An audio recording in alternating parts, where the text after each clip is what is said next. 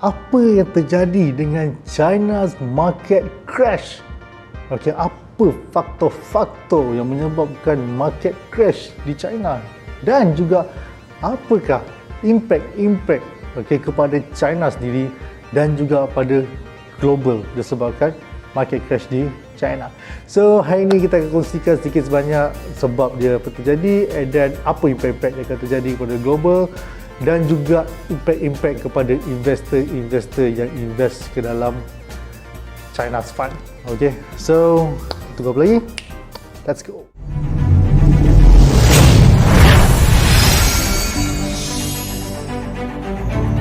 Hai, Assalamualaikum semua. Nama saya Aizat.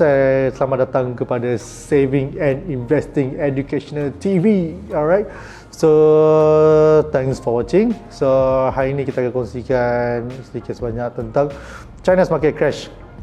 Okay, firstly, yes, kita banyak dah agak lama kita tak upload video updates tentang funds ataupun update tentang about the market or anything dalam di channel ni. Okay, so sorry sebab terlalu lama tinggalkan you all. Okay, so sekarang ni kita just nak start balik about all this info yang kita boleh share kan. Okay, so firstly about China's market crash. Okay, kalau you all ada investing into China ataupun you all looking forward investing into China's market, okay, so this thing sangat important, sangat serius yang korang kena tahu sebab apa terjadi ni sangat serius. Okay, so firstly about China's market crash yang mungkin kemungkinan mungkin you all dah pernah dengar ataupun belum pernah dengar sebab benda ni dah dibongkarkan dan dah disebarkan. Okay, so about Evergrande's punya, ada tahu ada orang sebut dia Evergrande, ada orang sebut Evergrande. Okay, so actually dalam news dia panggil Evergrande lah. So Evergrande ni is a developers company. Okay, so Evergrande ni merupakan salah satu developer company terbesar di China. Okay, dia terlalu besar di China sampaikan dia punya owner of Evergrande ni pernah terjadi salah satu orang yang terkaya di China. So apa terjadi ialah Evergrande ni dah terlalu banyak sangat dia punya projek dia di China sahaja beribu seluruh China. Okay, so dia bukan sahaja projek dari segi property, dia ada juga projek dalam segi EV, iaitu electrical vehicle. Okay, and then dia ada juga bisnes dari segi bottle water. Okay, botol air. Alright, tapi yang the issue sekarang ni is dalam dengan dia punya property ataupun dia punya developers punya company. Okay, sebab apa? Projek diorang dah terlalu banyak, projek diorang memang beribu, and then what happen is diorang dah stuck. Okay, Evergrande telah berhutang lebih daripada 300 billion dollars. Okay, so dia punya hutang dah melebihi daripada dia punya sepatutnya. Okay, dia ada satu dia panggil 3 red lines. Okay, so tahap pinjaman-pinjaman yang perlu yang boleh dipinjam oleh company developers macam ni, dan Evergrande ni telah capai tiga red line ni dan dia dah tak boleh lagi nak pinjam lagi dah. Okay, dia sampai ke tahap maksimum. Okay, and then what happen is sekarang ni jadi isu yang besar and semua benda ni terbongkar disebabkan Evergrande ni tak mampu lagi untuk membayar shareholder dalam Evergrande dan juga tak dapat nak deliver dan completekan juga property yang dibeli oleh buyers di China ataupun buyers daripada luar negara lah yang membeli property daripada Evergrande. Okay, so terlalu banyak projek-projek Evergrande sekarang ni dah terbengkalai, and dividend investor yang invest ke dalam Evergrande pun ataupun dalam property Evergrande pun tak dapat dividen lagi dah. Okay, which is patutnya memang it's a fixed income. Okay, memang ada dividen semua and dah sangkut dia tak boleh bayar. So benda ni terbongkar. Alright, so isu ni memang sangat besar. Dan sebabkan Evergrande ni merupakan satu company yang terlalu besar dari segi developers dalam China, jadi Evergrande ni merupakan salah satu satu company yang penting dalam China yang akan bagi impact dari segi ekonomi di China juga. Okay, so isu sekarang ni bila kita cakap, okay, sekarang ni problem is Evergrande ada banyak hutang and dia dah tak mampu nak bayar dan semua, and then projek terbengkalai. Okay, ni semua pun antara sebabnya start daripada pandemik yang sebelum ni, diorang banyak sangkut everything. Okay, and then the issue yang apa yang diorang boleh buat, the government mungkin kemungkinan akan membantu. Okay, sekiranya developers Evergrande ni punya kejatuhan, okay, kejatuhan dia akan melibatkan developers yang lain terlalu banyak. Okay, sebab kejatuhan salah satu developers macam ni ada kebarangkalian akan impact kepada developers yang lain, yang kecil-kecil yang lain juga, ataupun yang bersangkut paut dengan dia, ataupun joint venture dengan dia. Okay, jadi sekarang ni government sedang meneliti tang tu lah. Okay, sekiranya dia melibatkan banyak pihak lain, developer lain, mungkin kemungkinan kerajaan China akan membantu, ataupun akan, bukan membantu, akan mengambil langkah untuk fix it lah, untuk baiki benda ni. Okay, sekiranya tak, dan sekiranya Evergrande sahaja yang akan jatuh dalam dia punya masalah sendiri, then diorang just leave it. Okay. So tu salah satu benda yang terjadi, okay, yang menyebabkan salah satu market crash di China. Okay, secondly, because of regulatory, perubahan regulatory. Okay, diorang mengubah regulatory diorang di China. Okay, contoh seperti tarif. Okay, tarif di China diorang ada ubah few things, and regulation di China pun banyak dah diubahkan. Okay, so China buat benda ni. Okay, China, okay, firstly you all kena tahu, China merupakan salah satu negara yang pertama recover dia punya ekonomi selepas pandemik COVID. Okay, pandemik COVID-19. China merupakan negara pertama yang recover dia punya ekonomi. Tetapi untuk diorang recover for long term, diorang change the regulatory disebabkan untuk baik pulih lebih lagi dia punya ekonomi for a long term. Okay, for a long term. So apa diorang buat? Diorang change regulatory, diorang lebihkan fokus kepada nak naikkan bisnes-bisnes ataupun company-company yang kecil, tak ada kecil sangat lah, tapi yang lebih kecil daripada contoh sebelum ni. China lebih fokuskan kepada all these big companies seperti Alibaba, Tencent, and ada few lagi lah. So China dah tak lebihkan kepada diorang lagi dah. So China lebihkan kepada company-company kecil, disebabkan first, diorang ni semua dah makin besar. Company-company yang besar ni dah makin besar. Alright, selepas dibantu pun dia akan lagi besar. So what happen bila company ni jadi terlalu besar? Company ni akan jadi overpowered. Okay, dia jadi satu company yang powerful. Okay, individu yang owner pada company pun jadi sangat powerful. Dan bila dia dah powerful, dia jadi satu orang yang sangat influential. Okay, berpengaruh.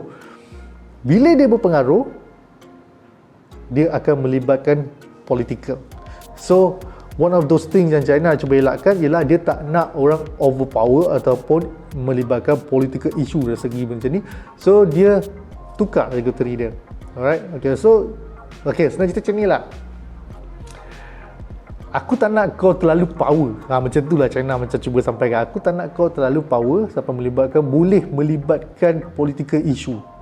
Alright, yang kau boleh mampu control political issue. So no, aku put a stop, and nak tolong bisnes lain pula. Ambillah orang-orang lain yang kecil-kecil lagi daripada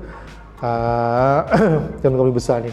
So that's what happen juga daripada market, yang mana ramai investor kita dah memang park ataupun investing into these big companies sebabkan diorang is growing and ada potential of growing very high. So bila regulatory changes macam ni, so impact dia ialah memang diorang drop. Okay, all these companies punya, all these holdings drop. Okay, so that what happen juga kepada investor-investor yang siapa yang ada invest ke dalam big companies kat dalam China ni, memang akan nampak impact dia lah. So sekarang ni China cuba nak membantu rakyat-rakyat dia untuk naik, rakyat-rakyat yang sederhana, yang miskin, untuk lebih naikkan taraf hidup mereka. Dan disebabkan tu juga China juga telah terkeluar daripada 32 saja terkeluar daripada terkeluar daripada senarai daripada 32 negara di dunia. Senarai itu ialah senarai miskin tegar dan sederhana miskin. Okey. So maksudnya China dah naikkan taraf penduduk dia lah. Okey. So tu second issue yang mana China cuba tukarkan regulatory dia change dia fokus dia daripada sektor berbeza, sektor by sektor, tapi daripada company-company level yang berbeza dah sekarang ni. It's not lagi dah kepada yang besar-besar saja. Alright, so dia nak benda tu level up. Okay, dia nak semua same level. Tak ada siapa yang terlalu tinggi dan tak ada siapa yang terlalu miskin. Alright. Okay, thirdly, ini isu yang paling scary lah, agak scary, agak menakutkan sebabkan benda ni tak tahu kenapa dia buat macam ni. Alright. So tahun 2020 kita tahu all the markets memang ada impact daripada COVID, and then semua pun recover very fast, and China salah satu fund ataupun investor yang invest dalam market China memang akan nampak lah pada waktu tu kebanyakan mereka memang buat duit kau-kau. Okay. So selepas tu dia tukar regulatory. Okay, waktu dia tukar regulatory tu, dia tukar tarif-tarif tu semua, what happened is dia ban terlalu banyak, dia ban import export terlalu macam-macam benda dia dah ban. Okay, so salah satu benda yang terlalu penting and terlalu besar, dia ban Australia. Okay, ban importing daripada Australia. Okay, so China merupakan salah satu negara yang dia punya electricity ataupun dia punya energy power datangnya daripada batu arang. Okey, dia punya electricity semua diorang buat daripada batu arang. Lebih daripada 60% okey daripada batu arang menggunakan untuk generate power di China. And batu arang ni supplier terbesarnya and quality terbaiknya ialah daripada Australia. Alright. So what happened is sekarang ni dia dah ban Australia. So apa benda import daripada Australia, batu arang ni semua China tak ambil lagi dah. Okay. Even though Australia merupakan supplier yang terbesar dalam segi batu arang dalam China, tapi China dah ban diorang. Disebabkan ini apa yang I dapat tahulah, ini apa yang I dapat daripada news dan daripada I punya superior. That is, benda ni jadi isu, dia ban Australia selepas Australia meminta WHO untuk investigate tentang the origins of COVID-19. So China agak terasa lah, dia terguris hati lah bila Australia buat macam ni kan. Australia macam mengatakan origins of COVID-19 ni daripada dia, and dia suruh WHO untuk siasat China semua.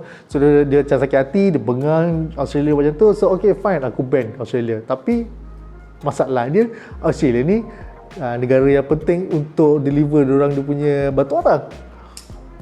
Okay, so apa terjadi sekarang ni yang menakutkan ialah blackout issue di shortage power di China disebabkan dah tak ada supply of batu arang.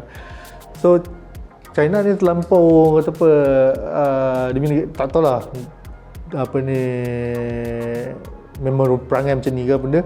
Diorang terlalu bangga diri and terlampau ego. Alright, dia tak beli lagi dah batu arang direct kepada Australia, tetapi dia beli batu arang ni daripada negara lain.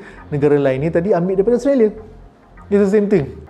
Okay, Australia pas ke orang lain, lepas tu China beli pada orang lain ni. So bila dia dah ada orang ke tengah, harga dia jadi lagi mahal. Okay, bila harga jadi lagi mahal, so ekonomi diorang pun tak cantik dah lah. So diorang punya cost dah lebih tinggi. And supply tu tak cukup banyak dah. Bila cost lagi tinggi, supply tu tak boleh banyak, tak boleh nak beli terlalu banyak lagi dah. And lagi satu, China tengah on the way nak mengharungi musim winter, musim luruh, bahasa Melayu tak tahu, tapi winter lah. Okay, musim sejuk. So China sendiri pun memang diorang ada diorang punya mining of coal, apa nak cakap, tempat buat batu arangnya lah. Okay, tapi tak cukup lah. Okay, tak cukup untuk support dia punya negara semua. So hampir separuh, okay, hampir separuh daripada negara di China sekarang ni affected daripada electric shortage. Okay, what happen dengan electric shortage ni? Apa terjadi je lah. Okay, betul cakap, bila benda ni terjadi, dia impact dia terlalu besar. Bukan setakat saja locally tetapi globally. Okay, so batu arang untuk support power, untuk bagi power ataupun energy power ataupun electricity kepada China. Okey, sekarang ni batu arang tak ada, elektrik tak ada. Elektrik dah problem, dah tinggal sikit. Elektrik so diorang dah cut. Okey, so kebanyakannya bila dia cut, dia bukan hanya cut daripada residential saja, tapi dia cut juga kilang-kilang, manufacturing punya kilang semua pun problem. Diorang dah shortage of electric power. So bila diorang shortage of electric power, kilang-kilang ni tak boleh beroperasi dengan full power lagi dah. Alright, so diorang terpaksa cut diorang punya production punya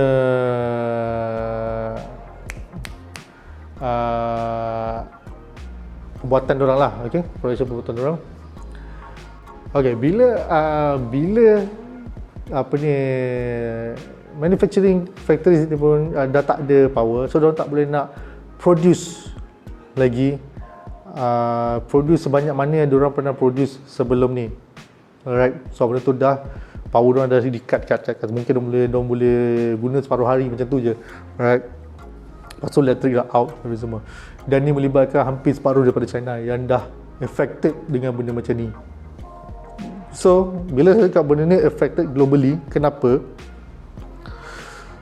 Globally akan ambil supply kebanyakan lah. Okay, kita pun tahu, semua pun tahu, China merupakan salah satu China merupakan manufacturing country in the world.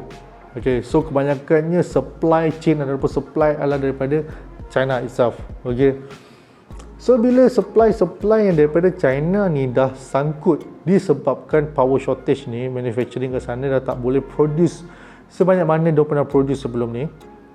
So dia impact kepada negara-negara lain yang ambil supply daripada China. Right. Bila dah sangkut bila sangkut ke China, dia sangkut juga, dia melibatkan juga negara-negara lain. So, bila melibatkan negara-negara lain, sebab itulah automatically negara-negara lain pun impacted. Okay, affect juga diorang untuk produce ataupun generate diorang punya growth, okay, dalam negara diorang. So that is why benda ni masih tak faham. Benda tu China buat sendiri. Okay, benda tu bukannya something macam orang kata apa, nature disaster ke kan, ataupun it's macam ada peperangan ke, ataupun ada demonstration ke sana ke, ada political issue ke sana. Tak, diorang sendiri yang buat apa ni, regulatory tu macam tu. Diorang yang change the tarif. Okay, bukan setakat batu arang je, beribu benda yang diorang dah ubah. Okay, diorang punya tarif import export diorang semua. So, and sampai kan ada few negara pun dah, especially US lah. US memang ban China, China pun ban US, nombor dua negara tu. So, benda ni seumpama China dah declare trade war. Okay, seumpama dia dah declare trade war. Sebab apa?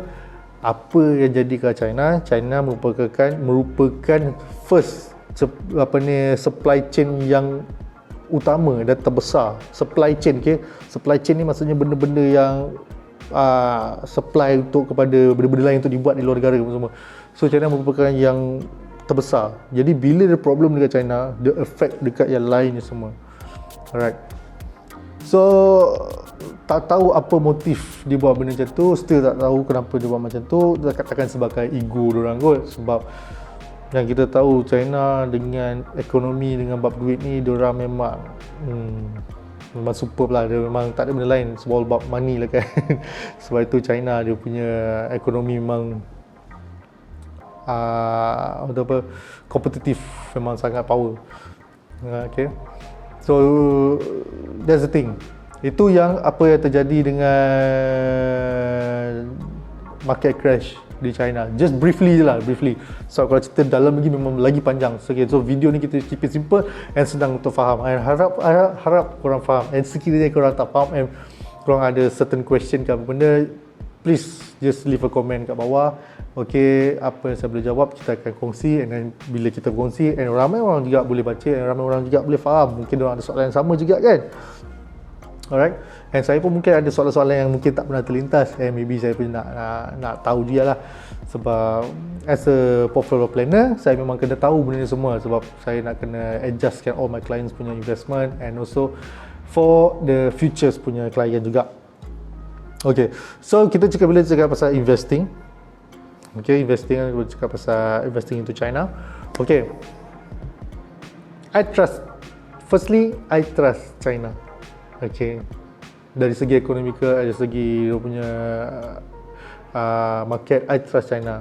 Market crash ni, it's like something bukannya yang tak boleh dielakkan, tetapi seumpama macam dia orang purposely buat benda ni.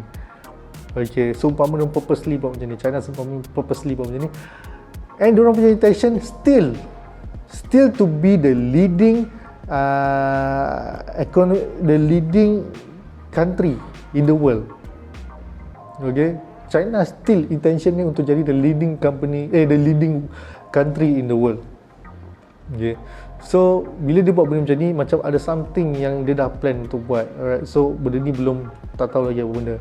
Okay, pasal Evergrande itu memang tak boleh elakkan. Evergrande tu memang orang kata apa, individual punya problem. Alright, so China just trying to help. Okay, so benda macam tu dia memang efek kepada ekonomi China, tetapi sepatutnya tak sebesar apa yang terjadi sekarang ni. Alright, so bila kita cakap pasal investing into China, for me myself, memang benda tu dah, it's a good time lah. It's a good time. Kenapa good time? Okay, China dah pernah grow sangat jauh. Okay, dah pernah grow, and 2018 China pernah buat benda something macam ni, the changes of regulatory. 2018 dia drop kan, dia punya market dia semua drop semua, and dalam masa 2 tahun lepas tu boom, memang meletup lah. Tahun 2020 memang naik gila, naik sangat. Lepas tu benda dia sekarang ni dia buat lebih kurang benda sama. Okay, dia drop kan, and dia punya intention untuk long term. Okay, bila cakap long term ni maybe around 10 years punya cerita, 5 to 10 years. Okay, punya cerita 5 years to 10 years punya cerita. So sebab tu dia buat benda macam ni. Okay, and usually kebanyakannya benda-benda I mean in terms of technology, in terms of teknologi lah, mostly buat teknologi lah. Okay, mostly buat teknologi. In terms of teknologi, China sekarang ni memang one of the leading country yang sentiasa step ahead, bukan a step ahead 10 step ahead daripada yang lain. Okay, especially dia buat banyak benda yang dia buat, benda semua yang dia buat semua memang dah melebihi daripada country-country lain yang buat. Okay, so diorang seumpama memang ada planning untuk buat benda ni. So maybe untuk make something new ataupun untuk grow something, dia kena crash yang market dia, maybe, who knows. Okay, kita memang tak tahu. Okay, and then even though my superior pun ada cakap, alright, even though sekarang ni market crash, okay, banyak investor take out their money, tapi bukan take out their investment from China. Okay, they take out their investment from big companies in China and investing back into China accordingly. Okay, accordingly maksudnya mengikut sektor-sektor dan tarif yang China dah ubah ni tadi. So dah fokus kat benda-benda macam tu pula, sebab benda ni sebab ia akan grow. Okay kan? So kenapa kita nak get out of China, sedangkan kita tahu China pernah grow kan, company tu besar gila kau punya sebelum ni. So sekarang ni nak grow kan kecil-kecil ni pula untuk menjadi besar. So why not kita letak investment kita kat situ. So these are what the foreign investors semua tengah buat. Okay, they take out from the big companies punya, so dorang dah diversified dorang punya investment into benda-benda lain, tapi still in China. Okay, that's what my superior dah pastikan kat I, this information and semua. Okay, from the fund managers as well. So all the fund managers memang dah buat benda macam ni juga. All the fund managers in the world yang mana ada fund ataupun ada fund yang di China, okay, ataupun China Greater ke ataupun Asia Pac. Kalau Asia Pac punya fund pun memang majoritinya mesti kat China punya. Okay, mesti kat China punya. So property kat China memang get out, itu memang tinggalkan, itu memang dah real estate lah. Real estate dekat China memang tak boleh buat pasal sekarang ni, memang problem. Tapi other than that, for me, yes, memang okay. This is the best time sebab dia tengah drop. Okay, market tengah sangat murah. Okay, tapi kepada yang boleh invest for medium to long term, okay, let's say 3 years onwards lah. Okay, for me, I take it for 3 years onwards. Okay, apa yang kita nampak sekiranya dia nak buat pulih pun dia perlukan masa dalam time tu je untuk pulihkan. Kalau lebih pada tu memang dia kemungkinan China akan jatuh teruk lah. China akan jatuh teruk, kemungkinan China dah bukan lagi the leading country kita, and that thing cannot happen in China. I mean like China sendiri pun tahulah, okay, that thing cannot happen there. Okay, so that's it. So ada lagi sambungan tentang fund-fund yang saya nak sharekan, tentang fund-fund yang ada di China. I mean like fund-fund untuk Greater China, okay, fund-fund yang China A, China H, okay. So saya akan sharekan benda ni on the next video sebab dia akan jadi panjang sangat, and nanti sekarang you all pening. So the next video maybe tomorrow or the next video, okay. So untuk you all dapat the notification, okay, so please click the subscribe button kat bawah, okay, and boleh klik like, and then boleh klik the butang loceng, okay, butang loceng kat bawah tu, so that you will get the notification. Okay, you akan dapat notification sekiranya I dah upload nanti the next video about the funds and the effect of the funds yang dah jadi sebelum ni, and apa yang bakal jadi, and the history yang pernah diorang buat benda sama juga. So I akan share benda tu juga on the next video. Alright, so if there's anything else yang you guys nak tanya, jangan lupa just drop a comment kat bawah. Alright, thank you very much, terima kasih banyak. So assalamualaikum, bye bye.